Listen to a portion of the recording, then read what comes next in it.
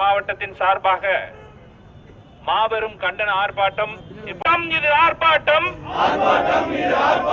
பிஜேபியின் ஆர்ப்பாட்டம், ஐயருக்கு எதிரான ஆர்ப்பாட்டம்.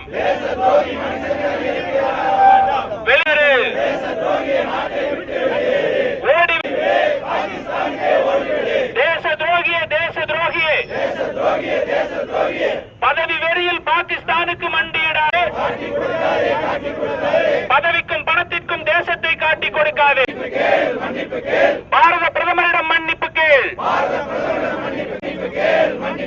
நாட்டு மக்களிடம் மன்னிப்பு கேள், மன்னிப்பு கேள், மன்னிப்பு கேள். கருங்காலிகளின் தலைவி சோனியாவே மன்னிப்பு கேள். வெட்கப்படுவாள். அமைப்போம், அமைப்போம், அமைப்போம். பாரத் மாதா கி, பாரத் மாதா கி. தலைவர் நந்தகுமார் அவர்கள்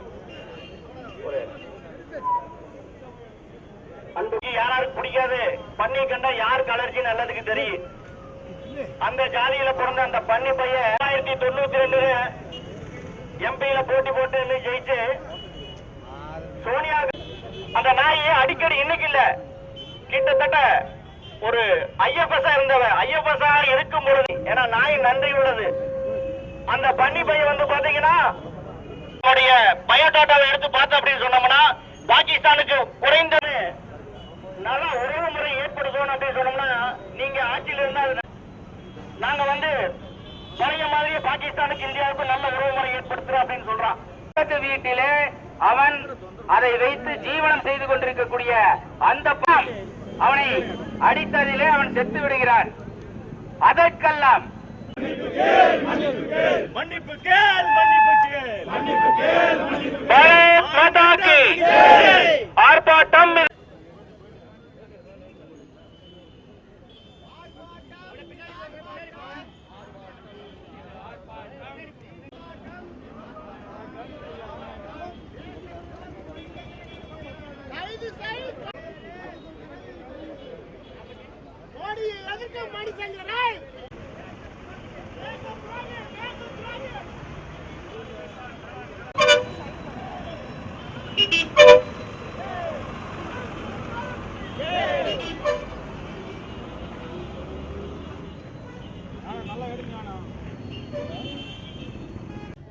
இன்று பாரதிய ஜனதா கட்சி மணிசங்கர் ஐயனுடைய கொச்சையான பேச்சை கண்டித்து மிகப்பெரிய அளவிலே கோவை மாநகரிலே இளைஞரணியினுடைய சார்பாக தினகரனுடைய தலைமையிலும் மாவட்டத்தினுடைய இளைஞரணி தலைவர் பாலாஜியினுடைய தலைமையிலும் நந்தகுமார் தலைமையிலுமே மிகப்பெரிய ஆர்ப்பாட்டம் நடந்து கொண்டிருக்கிறது. மணிசங்கர் ஐயனுடைய கொச்சையான பேச்சை வாபஸ் பெற வேண்டும். இது போன்ற கீழ்த்தரமான பேச்சுக்களையும் இந்த தேசத்தையே காட்டி கொடுக்கக்கூடிய பேச்சுக்களையும் காங்கிரஸ் கட்சி தொடர்ந்து செய்து கொண்டிருக்கிறது. ஒரு சாரரை சார்ந்து பேசக்கூடிய, ஒரு சார்ந்த மதத்தை சேர்ந்து பேசக்கூடிய தலைவர்கள் எல்லாம் காங்கிரஸ் கட்சியில் இருக்கிறார்கள். பொதுவாக பெரும்பான்மையாக இருக்கக்கூடிய மக்களை இவர்கள் கண்டுகொள்வதில்லை. அவர்கள் மட்டும் ஏதோ ஒரு பிரச்சனையிலே சிக்கினால் மட்டும் இது போன்ற கொச்சையான வார்த்தைகளை பேசுவதும், ஒரு தொலைக்காட்சிக்கு பாகிஸ்தானிலே இவர் கொடுத்த பேட்டியானது மிகவும் கொடூரமானது.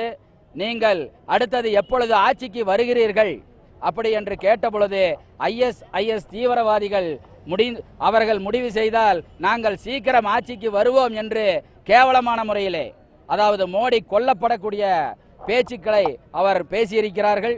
இதை வாபஸ் வாங்க வேண்டும் என்று பாரதிய ஜனதா கட்சி ஆர்ப்பாட்டம் செய்கிறது.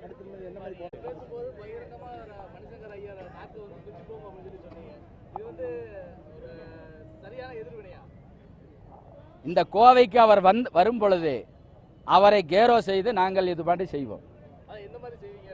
அது அப்பன்னு சொல்ல நாங்கள் பேட்டியில்